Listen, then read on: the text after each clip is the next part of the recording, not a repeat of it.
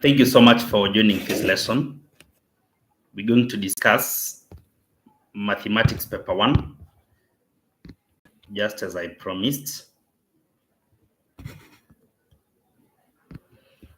Before we start our lesson, I'd like us to focus on something here. Here is a Kiswahili book, which is going to help you people. If you want to sharpen your skill on ushairi, kindly get a copy of this. The writer is Nixon, but you will be directed. You'll be directed by Madam Amos from Machakos School. I'm just going to display her number here. Through this book, you're going to be very okay in your Kiswahili. You're going to improve. Make sure you make inquiries through 07 24 10 57 09. I repeat our number. This is a co-author with Nixon Hamisi. 07 24 10 57 09.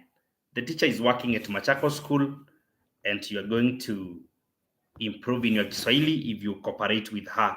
Kindly make inquiries through that number. Let's get to our paper tonight, a color joint trial examination. As usual, this is the number that you're going to contact us with, 0704 15 33 then 66. That is the number which we are going to cooperate through. Remember to subscribe and remember to share the link with friends. You can invite someone to this lesson today. It's going to be great. So kindly be found in this lesson. I hope you're going to benefit. Let me get to the number 1 of the paper. Number 1 of the paper.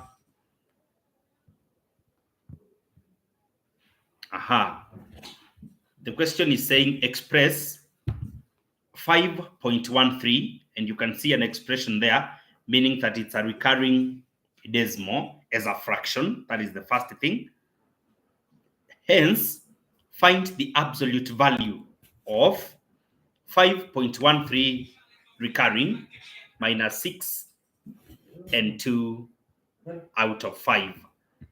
Let's start by, first of all, converting this recurring decimal into a fraction. So it means we can let it to be r, whereby r is 5.1, then 3 is a recurring number. So 3 can continue. Then we go to 10r, which is going to be, if r is 5.1333, then 10r is going to be now 51.333. Remember, we're supposed to continue with multiples of 10 for r until we find a situation whereby the decimal number can subtract, leaving a 0. And this means we still proceed to 513.333. Now you can see the first, this 1, this is 2, this is 3. So we were proceeding until we get a pair, in which case the decimal part is going to be 0, 0. And you can see now at this point, when we subtract, on the right hand side, I'm going to have 513 minus 51. That will give me 462. Then on my left hand side, 100r minus 10r is giving me 90r. Then now I can remain with r by dividing 462 by 90. This is to mean that the value of r can be more simplified as 5 point now. We can now evaluate 5, then 2 out of 15. Then we subtract 6 to realize that we get a negative number 1. and 4 out of 15. But the examiner is demanding the absolute value. So students must be very keen with such instructions. 1 and 4 out of 15. That is now the meaning of an absolute value. We can proceed to number 2. Remember to subscribe. Remember to invite a friend. Remember to leave a comment as you continue following.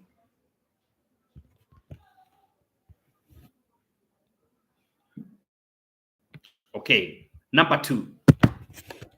In a team building event, 40 red candles, 32 white candles, and 24 green candles are arranged in groups. Such number of each color without any candle being. Find the greatest number of arrangements used.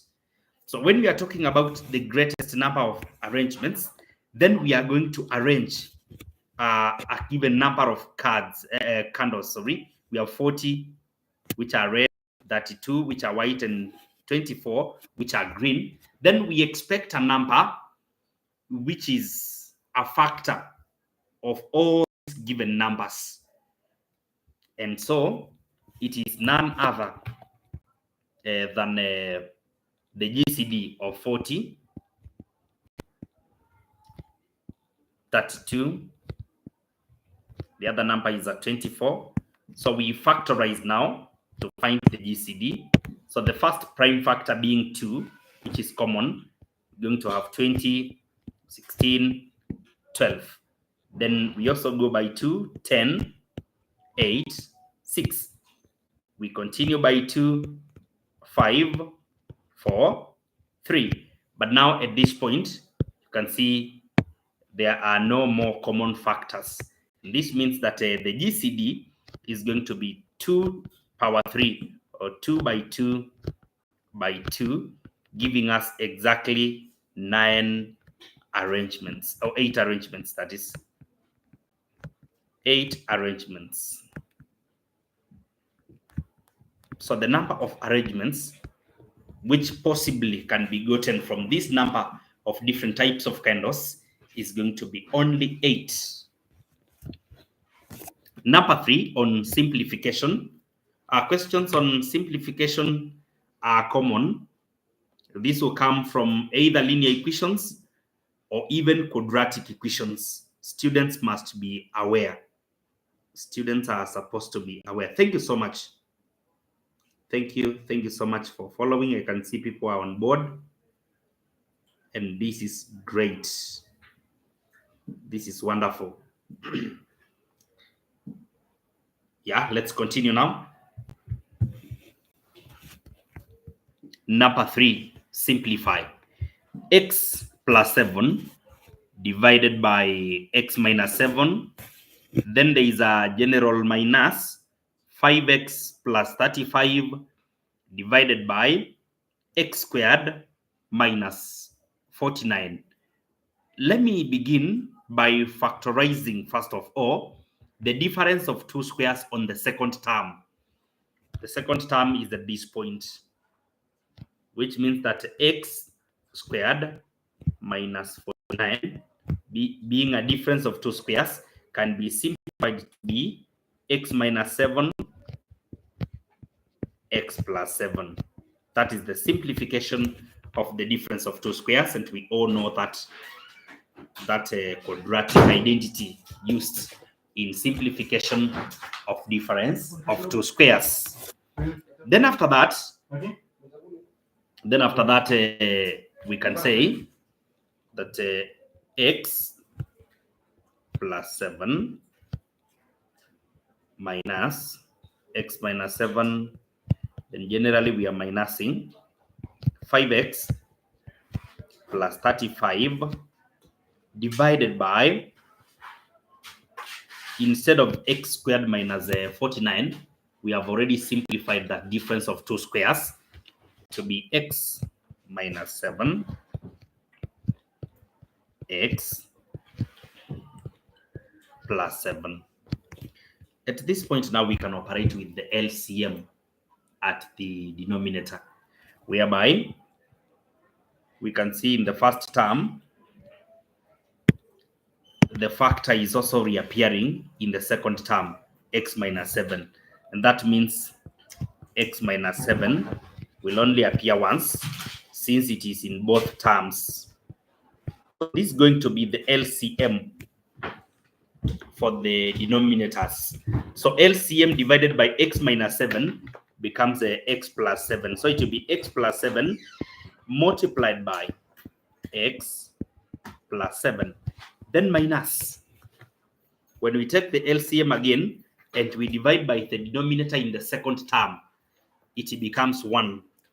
And so it will simply be 5x plus 35. At this point now we can open the brackets. In the first term we will be expanding x plus 7 squared, whereby according to the identities of quadratic expressions, it's simply going to be x squared plus 14x, then plus 49, then minus 5x, minus again 35, because we are opening the bracket at that point. This can be divided by x minus 7 into x plus 7. We can group like terms and factorize further. And at this point, we will talk of x squared. We have 49 minus 35. 49 minus 35 is going to give us exactly 14. Yeah, exactly 14. So plus 14. This one divided by x minus 7. Remember, this is an expression, and you should carry on with the LCM throughout. If it was an equation, after this step, we would have dropped our LCM. But the LCM has to continue as long as it is an expression. Now, on the numerator, we are having a quadratic expression. That means it cannot be left unfactorized or unsimplified. So that means for the numerator, the denominator is already simplified, but the numerator we need a product which is equal to AC, and that is the 1 by 14, giving us 14, and a sum which is equal to B, and that is 9. This means the factors are 7 and 2. And being 7 and 2, then we shall have x squared plus 7x plus 2x plus 14, everything divided by x minus 7, x plus 7. Then now we continue factorizing on the numerator. In the first two terms, x is common, so it will be x into x plus 7. Then in the second, we shall have a 2 being common, whereby plus 2 into x, again plus 7. At that point, the common factor is x plus 7. So from the numerator, we have x plus 7, then x plus 2. And this is going to be divided by x minus 7, x plus 7. And from the look of things, you can see that there is a factor appearing both in the numerator and also in the denominator. That is x plus 7, x plus 7. And the final answer will be x plus 2 divided by x minus 7. So this is now the simplest form of the expression that we are factorizing. The simplest form of that expression.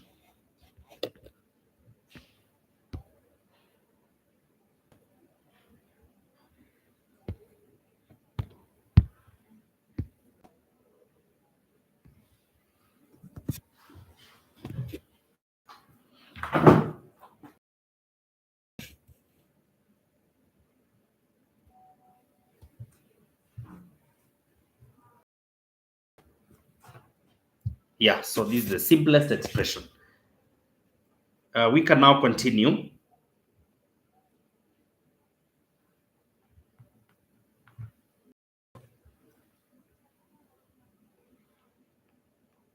Sorry for that.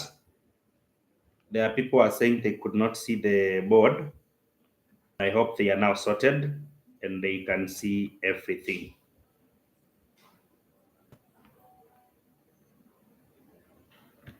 Sorry for that.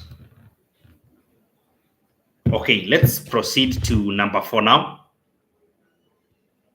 Number 4 is a question on profits and losses. It's even in word problems. So the question says that a trader bought 416 trays of eggs at 500 Kenya shillings per tray. During transportation, 10% of the eggs broke. 10% of the eggs broke. How much must he sell the remaining eggs per dozen in order to make a profit of 35%? In order to make a profit of 35%.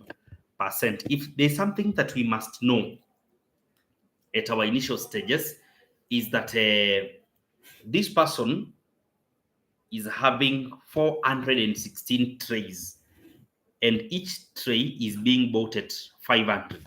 So there is the buying price, or the amount he's going to spend for him to acquire the 416 trays of eggs. When we multiply this by 500, we will get 208,000. And these are Kenya shillings. So that is the amount spent on the acquiring of the eggs. Then after that, we are told that during transportation, 10% of the eggs broke, which means in the 416 trays, and you should bear in mind that every tray has exactly 30 eggs. Then we'll be talking of the 416 trays multiplied by 30 eggs in each. Then we multiply by 90% of this, because this is the number of eggs which arrived. And this is going to be 112,000. Okay, 11,232 eggs. These are the eggs which arrived at maybe the shop where he was doing the trade.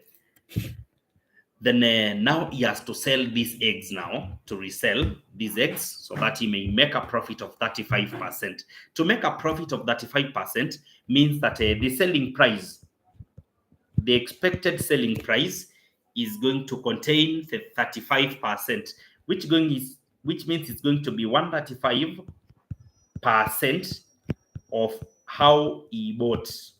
That is 208 multiplied by 208,000 multiplied by 135%.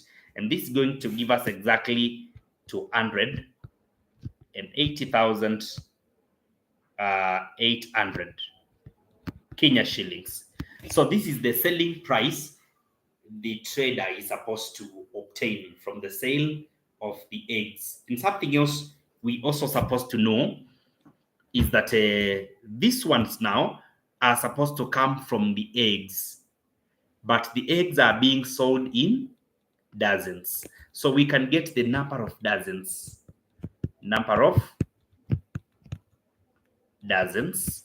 The number of dozens, 11,232 eggs divided by 12.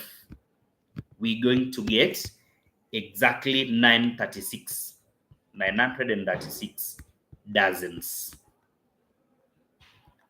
So there are 936 dozens, and these are the dozens now to be sold for them to give us 280,800 Kenya shillings, which means the cost of a dozen, because that is what we want now. The price at which a dozen is going to be sold will be 280,000, because all this amount is supposed to come from the 936 dozens being sold. Then the selling price of each is going to be exactly 300 Kenya shillings. 300 Kenya shillings. Continue following. Joseph from Catoloni Secondary. My greetings goes to the mathematics department and my math teacher, Mrs. Mulako. Thank you so much, Joseph from Catoloni. Thank you for following. Memon Academy High, thank you so much. Greetings to Mr. Ogutu and Mr. George. That is wonderful. This is great. From Migori, that is Zekia. Thank you so much for being around. Yeah. Thank you.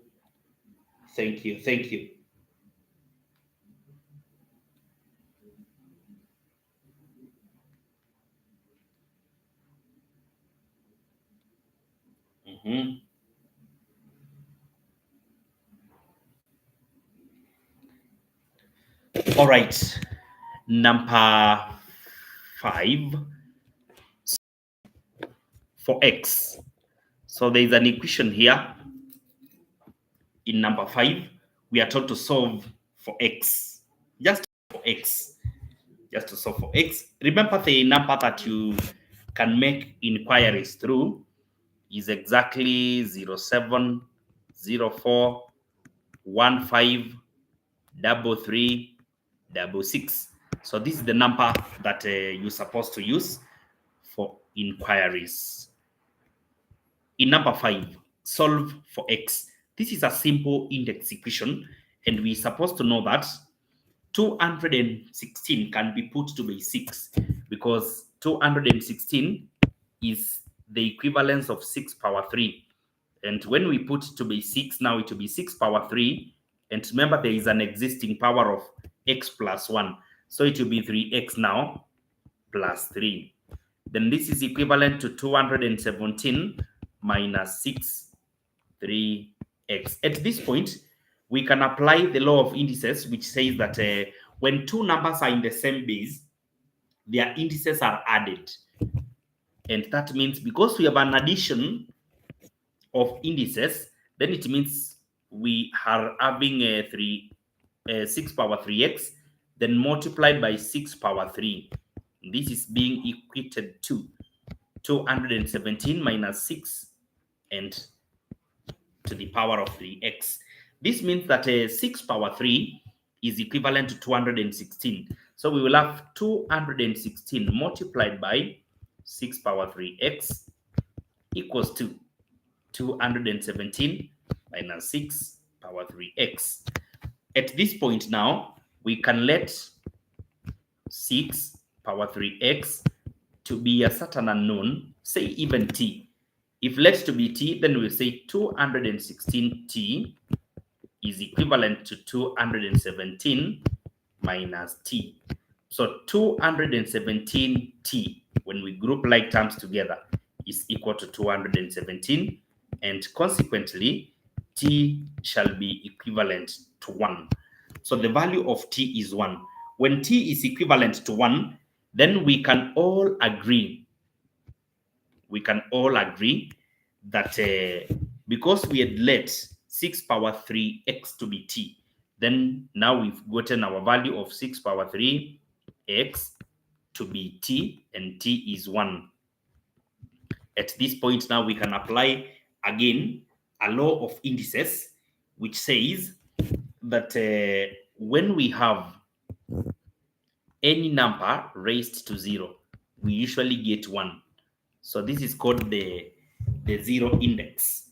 And through that, we can conclude that 6 power 3x is equivalent to 6 power 0, because 6 power 0 is equivalent to 1.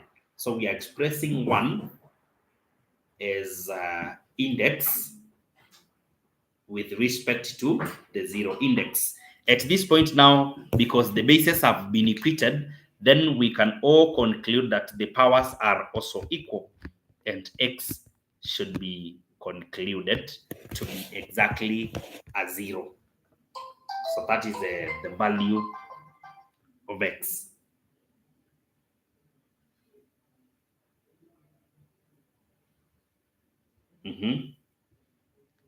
From Mumbuni School. Thank you so much.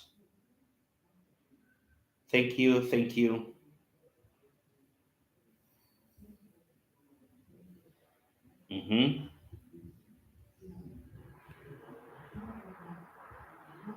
Yeah, Mr. Morawa, receive greetings from your student. So thank you so much. Let's continue. Let's continue following. Let's continue following this. Let me type the number here on the messages. We're supposed to use 0704 153366. This is the number that you're supposed to use in case you want to reach out to us. Let's look at a question here, number 6, a very interesting item. A very interesting item on a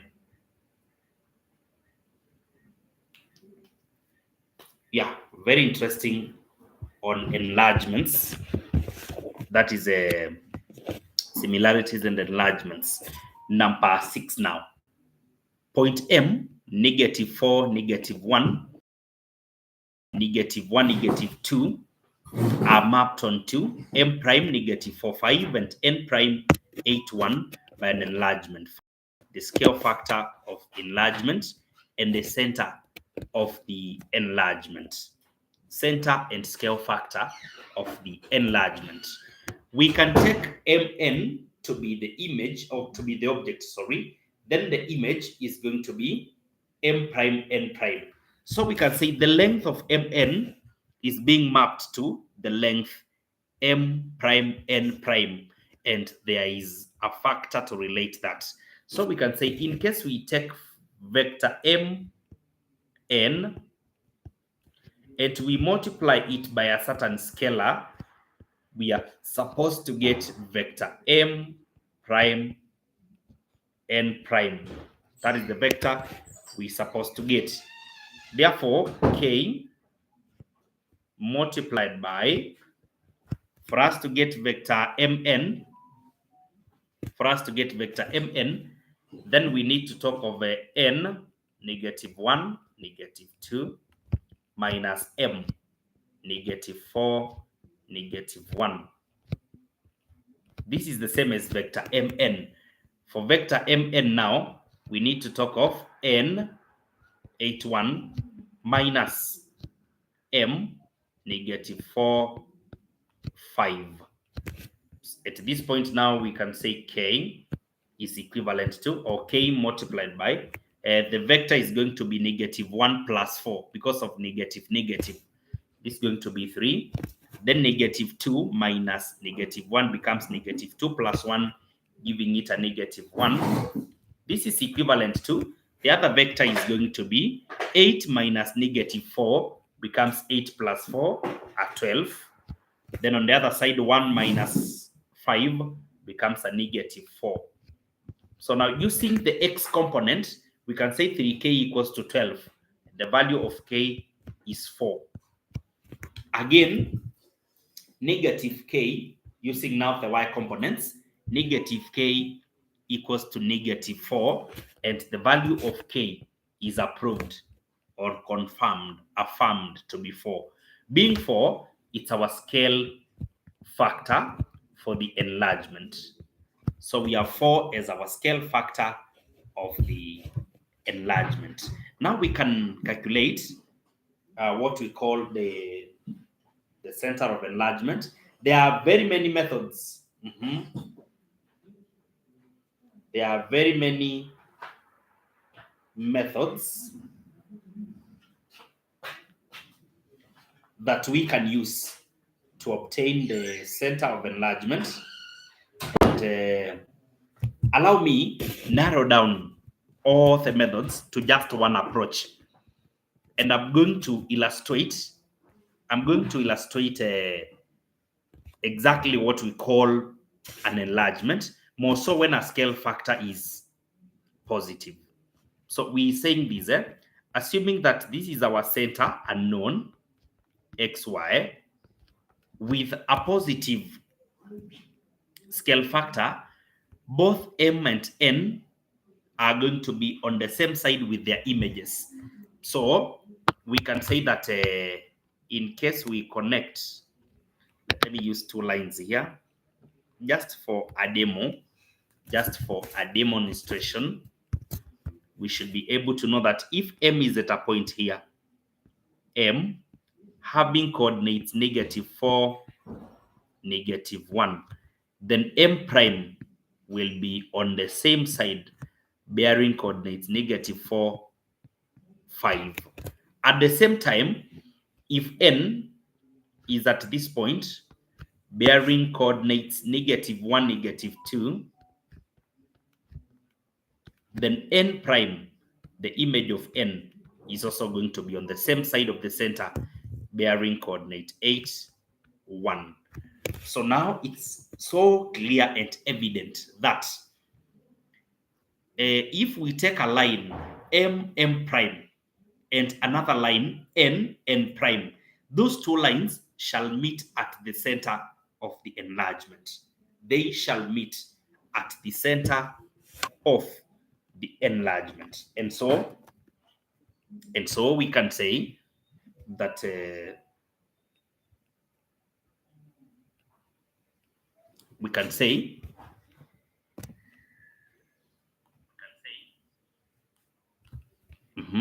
the equation for, we can call it L1 now, m prime, then L2, n prime.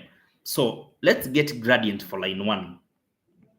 Gradient for line 1, we need 5, change in y, 5 minus -1, divide by change in x, -4 minus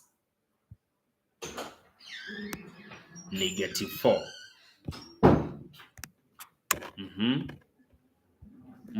Just a minute.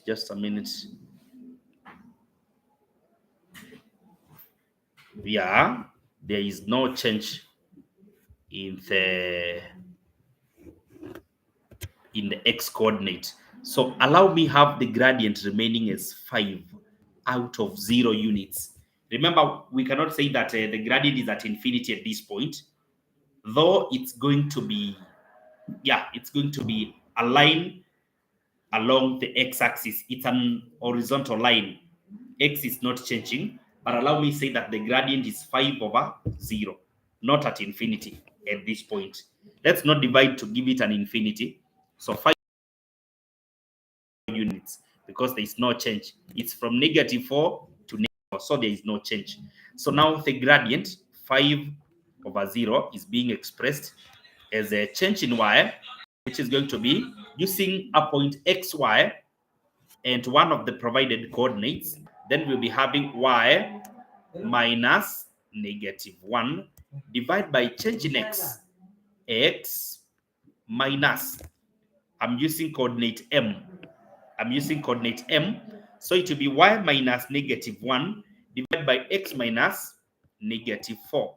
So at this point now, I'll be talking of y minus -1 becoming y plus 1, but cross multiplied with 0.